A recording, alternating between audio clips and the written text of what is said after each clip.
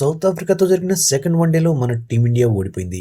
First batting చేసి 358 పరుగుల భారీ స్కోర్ చేసినప్పటికీ సౌత్ ఆఫ్రికా బ్యాటర్స్ చాలా ఈజీగా టార్గెట్ను చేస్ చేశారు. ముఖ్యంగా ఈ మ్యాచ్లో టీమిండియా ఓటమికి ప్రధాన కారణం టీమిండియా ఫీల్డింగ్ అండ్ బౌలింగ్. దాంతోపాటు డ్యూ కూడా ఎక్కువగా ఉండడంతో భారత్కు ఓటమి తప్పలేదు.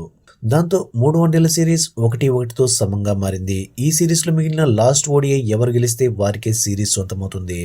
ఇక ఈ సిరీస్లో మరోసారి టాస్ ఓడిపోయిన టీమిండియా ముందుగా బ్యాటింగ్ చేసింది. అయితే టీమిండియా ఫస్ట్ 10 ఓవర్స్లోనే ఓపెనర్స్ 2 వికెట్స్ కోల్పోయింది. రోహిత్ 14 పరుగులు చేసి అవుట్ అవగా జైస్వాల్ 22 రన్స్ చేశాడు. అయితే ఓపెనర్స్ 2 వికెట్స్ త్వరగా కోల్పోయినప్పటికీ ఈ సమయంలో క్రీజులోకి వచ్చిన విరాట్ కోహ్లీ, రుతురాజ్ గైక్వాడ్ 3వ వికెట్కు అద్భుతమైన పార్ట్నర్షిప్ను నమోదు చేశారు. ఈ ఇద్దరు వేగంగా పరుగులు చేస్తూ స్కోర్ బోర్డును పరుగులు పెట్టించారు. ముఖ్యంగా రుతురాజ్ గైక్వాడ్ చాలా క్విక్గా రన్స్ చేస్తూ తన కెరియర్లో మొట్టమొదటి సెంచరీని కేవలం 77 బాల్స్లోనే కంప్లీట్ చేశాడు. మరోవైపు విరాట్ కోహ్లీ సైతం ఫస్ట్ వన్డేలో సెంచరీని కంటిన్యూ చేస్తూ మరో సెంచరీతో అలరించాడు.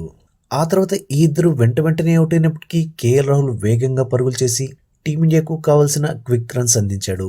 కానీ మరో ఎండ్లో ఉన్న జడేజా క్విక్గా రన్స్ చేయడంలో ఫెయిల్ అయ్యాడు. లేకపోతే టీమిండియా మరో 10-15 రన్స్ ఎక్స్ట్రాగా చేసేది. ఇక ఆ తర్వాత భారీ టార్గెట్ను ఛేదించేందుకు బరిలోకి దిగిన సౌత్ ఆఫ్రికాకు మన టీమిండియా బౌలర్స్ ఫస్ట్లోనే షాక్ ఇచ్చారు.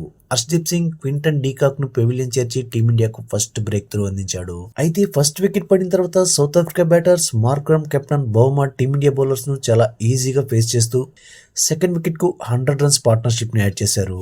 ఈ పార్ట్నర్షిప్ను ప్రసిద్ధ్ కృష్ణ బ్రేక్ చేశాడు. కానీ ఆ తర్వాత కూడా సౌత్ ఆఫ్రికా జోరు కొనసాగింది.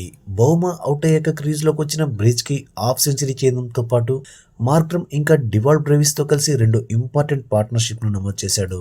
ముఖ్యంగా డివాల్డ్ బ్రేవిస్ 31 బాల్స్లోనే హాఫ్ సెంచరీ చేయడంతో టీమిండియా విజయావకాశాలను దెబ్బతీసింది. అక్కడి నుంచి సౌత్ ఆఫ్రికా రనే బాల్ టార్గెట్ ఉండడంతో కార్బిన్ బోష్, కేశవ్ మహారాజ్ సాయంతో ఎటువంటి టెన్షన్ పడకుండా మ్యాచ్ను చాలా ఈజీగా ఫినిష్ చేశాడు.